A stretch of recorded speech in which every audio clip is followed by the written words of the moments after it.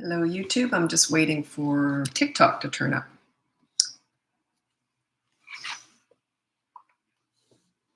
Hello, Isla.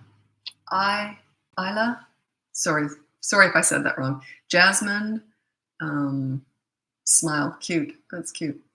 Anyway, while we're waiting for people to turn up, I'd love to hear where you're from, how old your kids are, and or are you new here? Most of the people who join in are regulars. So we'll see how we go. Also, I'm going to be doing, instead of doing daily TikTok lives, I'm also doing one at 7 o'clock tonight. I'm on here for a specific reason, someone that I'm hoping will turn up anyway. So yeah, I'll be doing my regular one tonight at 7. This is just a really short one. And I just posted a video. What did I post? Oh, how to raise problem solvers. Check that out. It's a good one. I like that one. How to raise problem solvers. Anyway, so where are you from? How old are your kids? And are you new here? Yes, I'll be doing my regularly scheduled live tonight. This is just a really short one. Anyway, I'm also doing Thursday nights at 5 p.m. Vancouver time, which is Pacific time. I'll be doing, instead of TikTok, I'll be doing Instagram lives. So I did my very first one last week, and a whole bunch of people turned up. I was shocked. I didn't post it or anything. So, oh, you got a gassy name there, eh? Okay, so let me see here. I'm not usually on at this time. It's a weird time for me to be on. Anyway, let's get going now. If you go on the link above, you can download my free behavior board that starts at the age of 3. You're on there too. That's what makes it work. That's free. You can buy one of my courses, or the next level up is you can hire me for coaching. That's all done on Zoom, so it doesn't matter where in the world you are. It's about an hour a week is how that works. Anyway, let's get going with your parenting questions. Do the best I can to answer them. Working on school workbook at home. My children are 4 and 10 months. So you've got a school workbook at 4 years old. Are you planning on homeschooling? I don't quite understand what you mean by that. At 4 years old, they've got like a homework? 4 years, I don't quite understand that. Maybe you could explain that. West of Ireland. Hello, my kids are 3 and nearly 2. So I was adopted and I always thought I was Irish. I was told I was French and Irish. I always had a little bit of the Irish in me, and I always celebrated St. Paddy's Day. Turns out I'm not Irish at all, so I'm Norwegian and French. They got that one wrong. Okay, first time mom, what is your number one advice for raising a newborn girl? Well, just mom and baby are happy and healthy. That's it. Don't fret about all the other stuff. And don't, when new parents, when you have that one child, you're always waiting for the next stage. Don't live in the moment. Live for today. Enjoy before they're talking, before they're walking. Don't always rush everything. You'll notice when parents have older kids and little ones, they don't do that. They're quite happy that they don't walk and talk because they know how fast it all goes. So don't rush anything. Just enjoy it. At 3, I was reading and writing with Montessori teaching. Not weird. Yeah, it's not weird. I'm not pro accelerated learning. I've got a lot of reasons for that. You're probably not interested.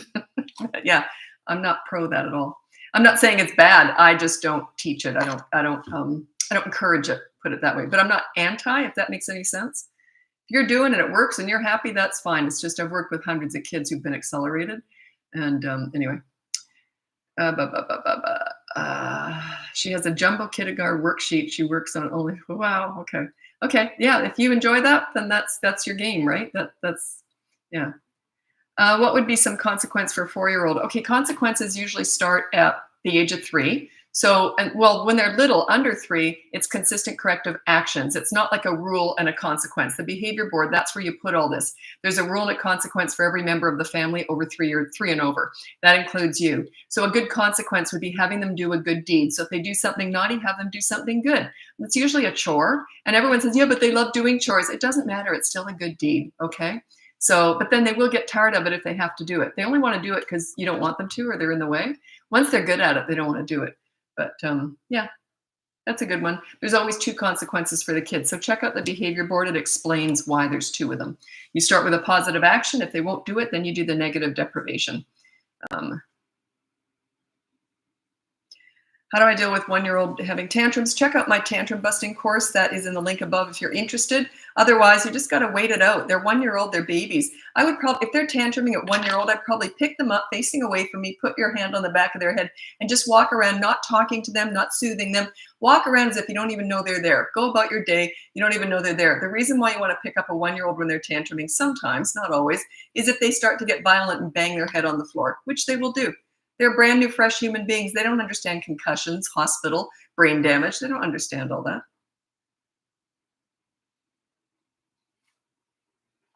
I know it's normal, but it seems excessive. What does? Sorry, I lost the track here. Oh, I'm going to go back and see what you're talking about. Angeline.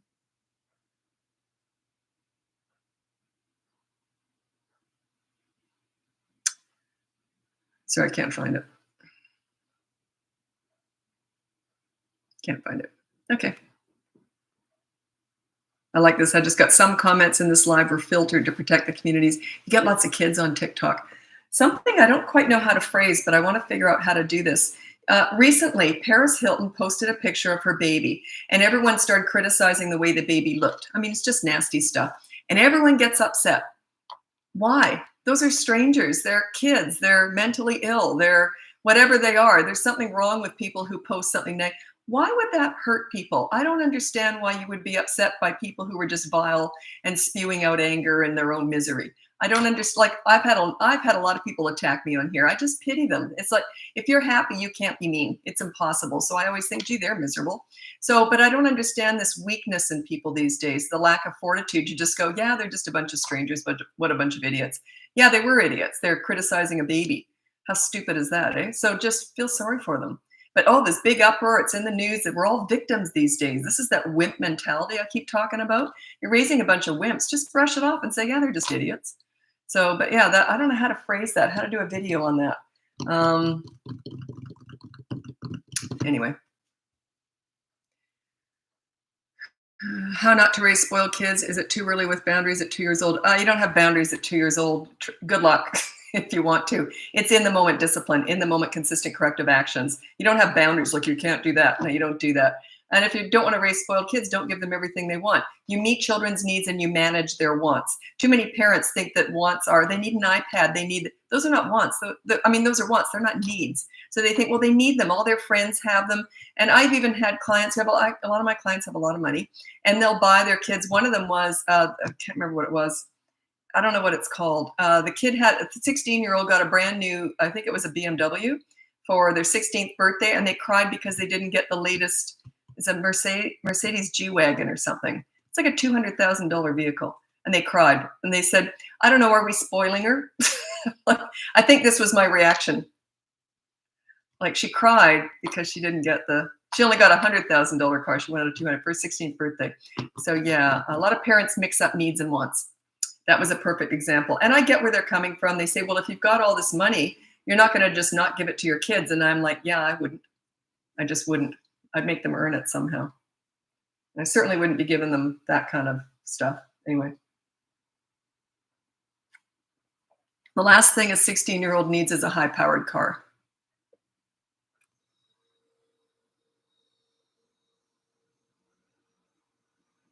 Okay, my kids don't listen until they're yelled at. How can I stop that? Most of my clients yell, so we always put no yelling as the parents' rule on the behavior board. You never put that for the kids. That's ridiculous. You can put your own attitude stuff on there because you're an adult, right? It's just different. Anyway, yeah, you're yelling because you don't know what else to do. That's all. Just keep watching me. I teach what else to do. I was never yelled at. I never yelled. It's just because we knew what else to do. My mom was more the leader. I'm the leader. So yeah, you just don't know what else to do. That's all. I can't tell you how to stop yelling. I just teach you what to do instead, and then the yelling stops, okay? So check out the behavior board. It explains how you need to be punished for yelling. And it's usually something like this. If you have little kids, your rule is no yelling. And your consequence is every time you yell, you have to play hide and seek with them for 10 minutes. You do something mean to them, you have to do something nice for them.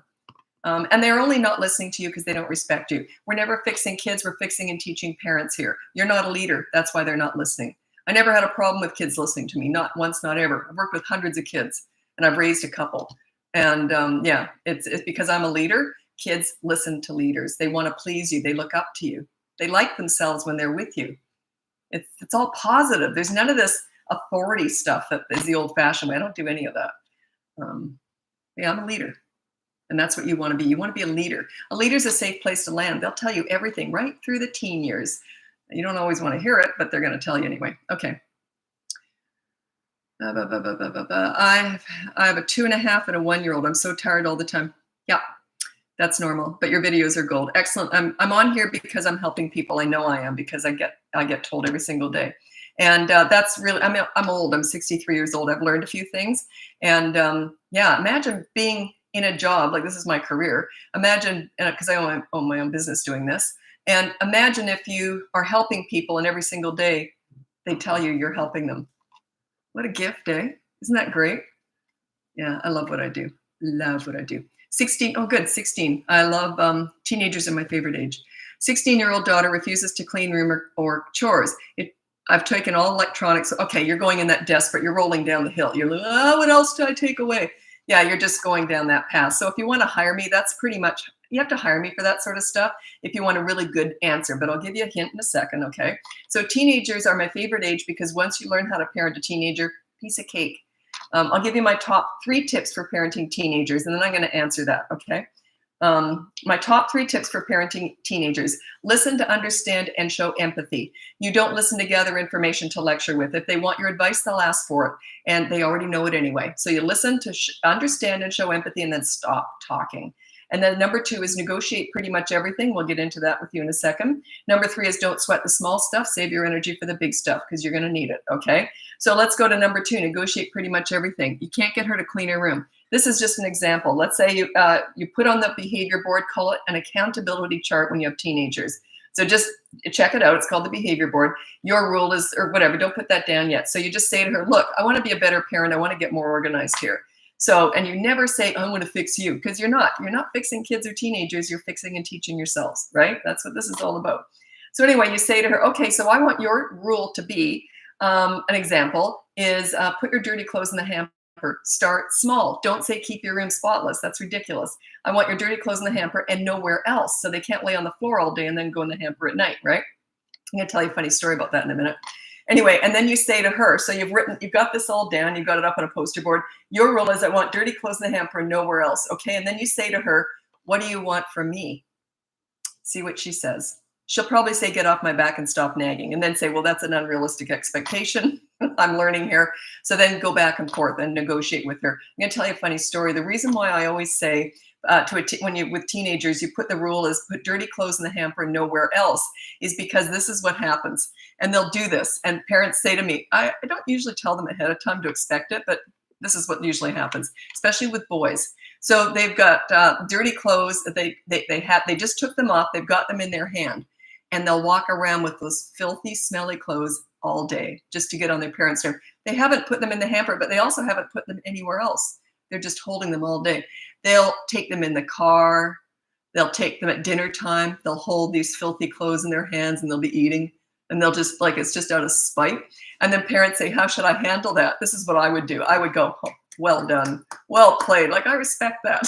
So you got to go with stuff. Have a sense of humor with teenagers. They're very clever. You're never going to outsmart them, by the way. You can wisdom them and out-experience them, but you're never going to outsmart a teenager. Good luck with that. Yeah. They are my favorite age. I used to mentor troubled teens, and I loved it. They're the ones who told me to do this. They said, you got to teach this, Lisa. No one's ever talked to us like you do. And I always got the best out of them because I know how to make kids feel good about themselves. And when you're the source of that, they like themselves when they're with you. Why would they disrespect you? It would be embarrassing for them to disrespect you. Someone that they look up to that makes them feel good about themselves. They've even said to me, I never even liked myself till I met you. That's the goal. That's what you want to do for your children. Make them feel good about themselves. And then in turn, they'll feel good about you, but that's not your goal. Make them feel good about themselves. Because if they don't, they're just going to keep acting out. Wouldn't you? If you had low self-esteem, you hated yourself, wouldn't you be rotten? If you felt great about yourself, wouldn't you want to do better?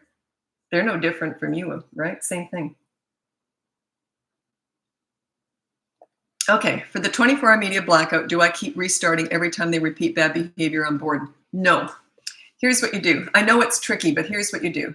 Actually, that's a very difficult question. Um, okay, so let's say you have, oh, I just want to go in a million different directions. I'm going to set up an example. You have an 8-year-old. The rule is he can't hit his little sister. Okay. And, the punishment that I like the most is that the little sister gets to play with their favorite toy for a half hour, or whatever it is. Doesn't matter the time. So that's the first consequence. If that becomes a problem and he just will not let that happen, he's getting almost violent with it, then you say, okay, fine. Then 24-hour media blackout starts now. Okay. So the next 24 hours, he keeps hitting her. You're still trying to, separate them. There's not much you can do about that. It's just something, it's an investment in tomorrow. It's a bit of a slow burn, this lesson. You look at it from the perspective of a whole week, not one day. You're not going to train them out of that in one day, especially if you're not used to being a leader. They don't respect you, so they're not going to listen to you, okay? So anyway, he's got 24-hour media blackout. He's just a hellion in those 24 hours. You kind of just have to ignore that or do whatever you were doing before, just suffer through it. And also, when he's got 24-hour media blackout, his sister doesn't have it. So she goes in the master bedroom with the smaller screen so that he has the run of the house. You don't banish the one who's got media blackout into a bedroom. You put the other kids into your master bedroom with a smaller screen. They're usually quite happy with that inconvenience because their sibling doesn't get to have a screen. Okay, don't worry about that. The whole family, it's a family thing. You all have to contribute in some way when things are going on. Anyway, also you do media blackout with him and you keep trying to connect with him. And you say something like this: look, we haven't got any screens. I'm going to do it with you. So how about we play a game? No, I hate you. I hate you. You're all, okay, fine, never mind. Walk away. And then when he's calmed down, say, how about that game now? You're always trying to connect and bond with him. Calm as anything. Calm as anything. Take the high road. You're the leader. Remember that. Okay, so now he's still hitting. He's rotten 24 hours. Then say, okay, beep, 24 hours is up. And then just see what he does. If he hits her again, start again. But you don't say, don't hit her again. That's garbage. If parents do this all the time. Okay, 24-hour media blackout's over. Now make sure you don't hit her. Don't talk like that. That's setting them up for failure. Just say 24-hour media blackout's over. Okay, and then go back to whatever you were doing as if everything's normal. He hits her again, then you go back with the toy. Okay, she gets your favorite toy. Allow him to learn. Allow him to take 3 or 4 days. He might have 24-hour blackout day after day, but you start with that positive action discipline. Help, she gets to play with his favorite toy. He will eventually learn. By the way, if he doesn't learn this way, you got bigger fish to fry. You're going to want to hire me, okay? Then we'll deal with all that stuff. There's so many different levels we can go to. This is my TikTok answer. This is my live quick answering. Coaching is completely different. I get to know you and I come up with more creative stuff, but I can't give you all that stuff because I don't know what's going on in your family. So yeah, there's a lot of stuff that comes into it when I'm coaching. So anyway, that should work over a period of time. If not, you want to look into coaching. That's that next level.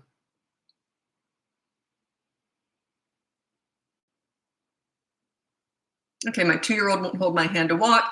That's that runners. I'm just going to read something out here. Where is it? Just a second. I want to read this out. 4 annoying traits kids are born with or not. And I'll get to the running just a sec. So one is climbing. That's the worst because that's really dangerous. Climbing. The other one is tantrums. The other one is aggressiveness. They hit. And the fourth one is running. They're either born to do those things or they aren't. And they will outgrow them, okay? So anyway, if they're runners, you put them on a tether, a leash, a harness, a restraint, something, and they will eventually learn. But wait, and put the harness on them before you go out. So, and you say, come on now, you hold my hand, and they run and won't hold your hand. Clip them in. And you keep them clipped into that leash for the rest of that outing. Don't go clip, unclip, clip, unclip. Don't do that. For the whole rest of that outing. Will they have a fit? Yeah, that's the process. That is the process. If you're afraid of a fit or a scene or a tantrum, they're in charge. I go right into the storm. Like if I lay down the law and a child's done something naughty with me, I want him to have a scene. I want him to have a fit. That is his brain processing. I'm not getting my own way. I'm not in charge. Allow that process to happen. If you're afraid, I'm just like, yay, have at it. Have at it. That's your process. That's them learning. Your fear of that is their power. If you're ever afraid of a scene, they're in charge, guaranteed. Whenever a kid has a scene with me, I have a hard time not smiling because I know I'm winning. It's just the way it is. If I've laid down the law and I said, okay, so that was bad. Here's the consequence. And then they go into a scene. I'm like, that's none of my business. None of my business. That's their process. They have to learn. They're not going to get what they want, when they want, and how they want it. That's my job to teach them that. You meet their needs and you manage their wants. Tantrums are always over wants. Allow the process to happen. That's with tantrums, all that stuff. Parents are always intervening. You got to self-regulate. You got to discuss their feelings, all that absolute garbage. That was invented 30 years ago. It's trash. That was invented to make the mom feel good about herself. Has nothing to do with the children. Nothing. It's more damaging than anything. Don't interfere in their process. Allow them to process that.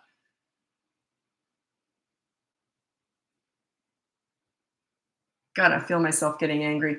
That's that pleaser parent stuff where you're mini therapy sessions. They drive me freaking nuts because I'm up against that. I get hired by the people who were doing that and they realize, hey, look at what I did. I messed the kids up with that.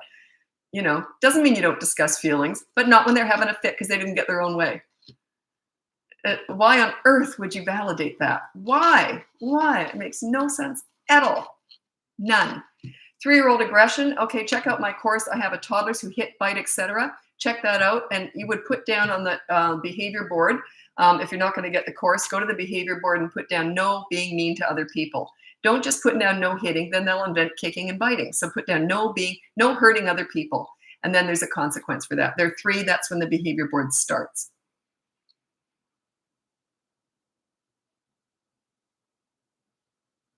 Oh, I just talked about that. 2-year-old hitting. Check out the toddlers who hit, bite, etc. That's the course. It's a little mini course up there. By the way, I'm also doing this on Instagram. I'm doing a live tonight, so this is just a really short live. I'm doing one tonight because I know someone wanted to get in on a live and they said they were going to turn up today and it's a client, blah, blah, blah. Anyway, so I'm doing one at 7 o'clock tonight. And then I'm replacing my Thursday TikTok lives with Instagram lives at 5 p.m. Vancouver time. So I'll be doing that in future. And what's the fair consequence for a 3-year-old being mean? If they hit someone, that person gets their favorite toy for 15 minutes. And you have to play with that other kid. That's an extra little, kind of hurts them even more. So yeah, they will learn. You be mean, this is what happens. Okay. Thank you. Can't always watch, but you're amazing. Thanks so much for your support. I appreciate that. I really do. I've only been on TikTok now for a year and a half because I used to specialize in teenagers. And then TikTok, it's all toddlers. By the way, if you can deal with teenagers, any age is a piece of cake after that. So that's your PhD and all this. And if you're going to hire someone for coaching or watch someone for parenting advice, there's 2 criteria. I would not even look at them if they didn't have these 2 criteria. They have to finish the job with their own kids. If they haven't lived with teenagers, how can they talk about living with teenagers? Okay, it's impossible. Anyway, and also the second one is they have to have had experience with hundreds of other kids because my kids weren't much of a challenge at all. I got respect when they were tiny and sailed right through the teen years. What did I learn? Not much, but I mentored troubled teens. I've worked with disabled children, all sorts of kids with all sorts of challenges. And so yeah, make sure that if you're going to take parenting advice, if you take parenting advice from someone with little kids, it's like taking financial advice from someone with $10 in the bank. How do they know how they're investing that time into the teenage years? How do they know where they're going to go? A lot of what works in the younger years backfires big time in the teen years. And even sometimes the preteen or tween years. So yeah, a lot of it backfires down the road because they're kind of at your mercy when they're little. But once they start finding their power, ooh, things can really go astray. It's very good for my business. The style that's out right now, the pleaser parent style, it feeds a lot, funnels a lot into my business because it backfires. And but I'd rather not. Honestly, I'd rather you not struggle and suffer. I'd rather just, anyway, you want to be a leader for your children. My son only misbehaves when he's tired. Continue to use the same approach with the board. No, you meet their needs and manage their wants. If they're tired, hungry, sick, none of this applies. None of it. If they have a tantrum, they hit, they kick, they're tired, they're sick, they're hungry. You meet their needs, then you manage their wants. All of this discipline is about managing their wants. You meet their needs first. Make sure they're full, they've had sleep, and they're not sick. Then you do all this. Yeah, everything flies out the window if you're not meeting their needs. Do you still do one-on-one Zoom calls? Yes, I do. It's all done on Zoom. All my coaching is done on Zoom. I don't do anything in person anymore. I used to do a lot of stuff in person. I used to do a lot of TV and radio. I was like the parenting expert here in Vancouver. And or one of them, I don't know how many others there were. But anyway, I did a lot of morning shows and news and all that. And what I found was happening, that was mainstream media, TV, radio, the old-fashioned media stuff. What I found was it was a lot of grandparents watching me. and not so many parents. They were more online, right? So yeah, I kind of switched over. And then also, I used to do teen crisis work a lot. And one time I was doing the 6 o'clock news. Some kid had done something awful to himself, and they asked me about how to prevent this. And they introduced me as the crisis queen, and I didn't like that. I mean, they were, it's not that they did anything wrong, but I don't want to be the crisis queen. I want to be the prevention. I don't want to be a queen at all, but I want to prevent that rather than just cleaning up messes all the time. So yeah, that's when I sort of switch gears, and yeah, I want to prevent all that. But in coaching, a lot of it is teenage stuff still. That's my problem pleaser parent. Yeah, I know it's really trendy out there. That whole style was invented to fill the mom's needs. I could go on about it. I don't want to, though. I could go on about, I saw it coming 30 years ago. It started with participation awards. Oh, big mistake. Big mistake. Like, they don't have to earn anything. Just hand them everything. Big mistake. What I said was, 30 years ago, I said, we're going to raise self-entitled snowflakes with mental health issues. And I also said the drug problem will be an epidemic. Yeah. Anyway. Would all this work with a high-spirited child? That's where I learned all this. I didn't learn much with my own kids. I got respect when they were tiny, sailed right through. Do you think I ever worked with easy kids? Not once, not ever. No one ever said to me, Lisa, here's an easy one. Not once, not ever. They always went like this. Here you go, good luck. I always worked with the difficult kids, the challenging kids, the high-spirited kids, the feisty ones. That's where I learned all this. I learned how to get respect. I learned how to make them like themselves when they were with me. Where can I get the behavior board? That's up above in the link. Everything I have to offer is up in the link in my business, obviously. So yeah, I've got the free behavior board. Then I've got my courses, my mini toddler courses. Then I've got the parenting boot camp course, how to get respect in 5 weeks. And then the next level up is coaching one-on-one with me if you want that. So it's all up above. Everyone's a winner. What do you mean by that?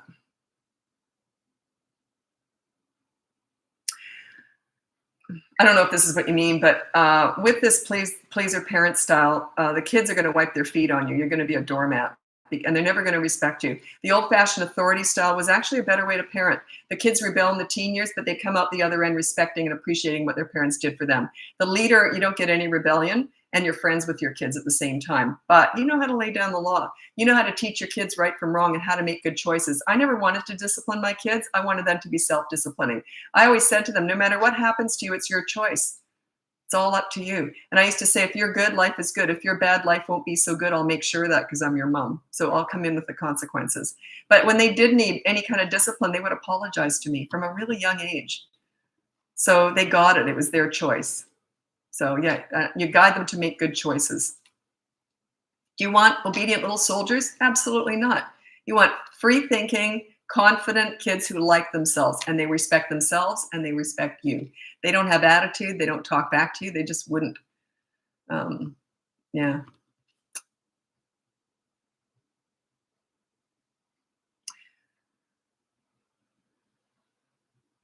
My 8-year-old daughter will physically refuse to go to her room when asked if she's being disciplined. So you want the timeout? I don't do that. I would never do that. I would never banish a child to a corner or their room or anything.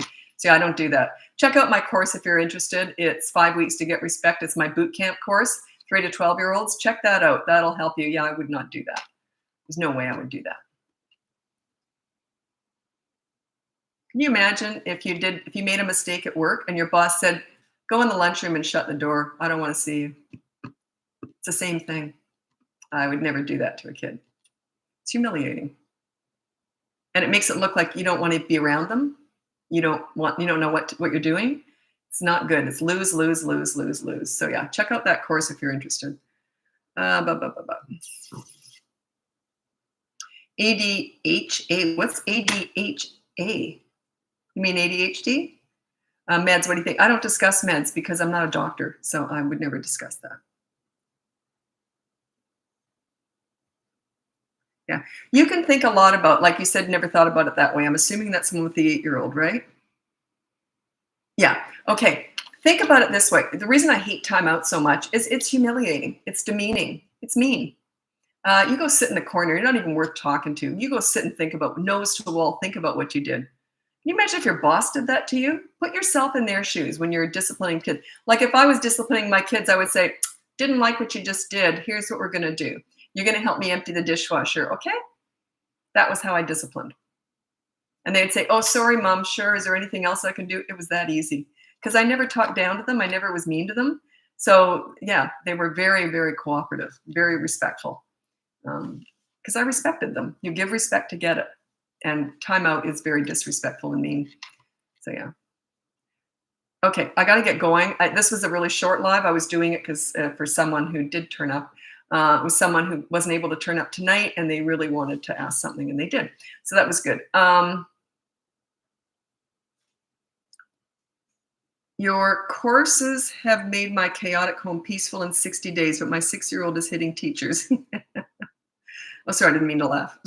I deal with this sort of stuff every single day. Yeah, you'd have to hire me for that.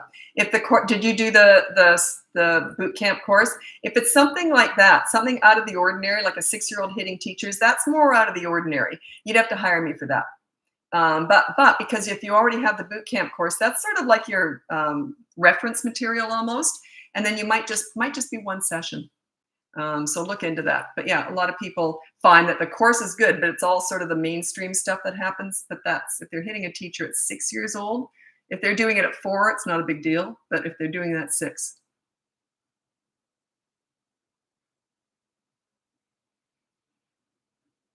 When you tell a toddler something, you tell them only once, yeah, then you take action. Second time is consequence or choice. A toddler is under 3. So you're telling a toddler what to do and they don't do it. I would need a very specific, actually I have to get going. I would need a very specific example to talk you step by step how you do that. But yeah, I think it almost sounds like your expectation of your toddler is a little bit out of whack. Yeah, like go clean your room. No, I wouldn't say that to a toddler in the first place. Yeah, anyway, we'll get into that another time. I'll be back again tonight at 7 p.m. That's Pacific time. If you go in the link above, you'll see my free behavior board. You're on that too. That's what makes it work. You've got to give respect to get it. You're accountable. My free behavior board, my mini toddler courses, my big boot camp course, 3 to 12-year-olds. And then the next level up is coaching one-on-one with me. That's all done on Zoom, usually 1 hour a week. Anyway, I have to get going. Thanks so much for joining me. I'll be back tonight at 7 p.m. Bye now.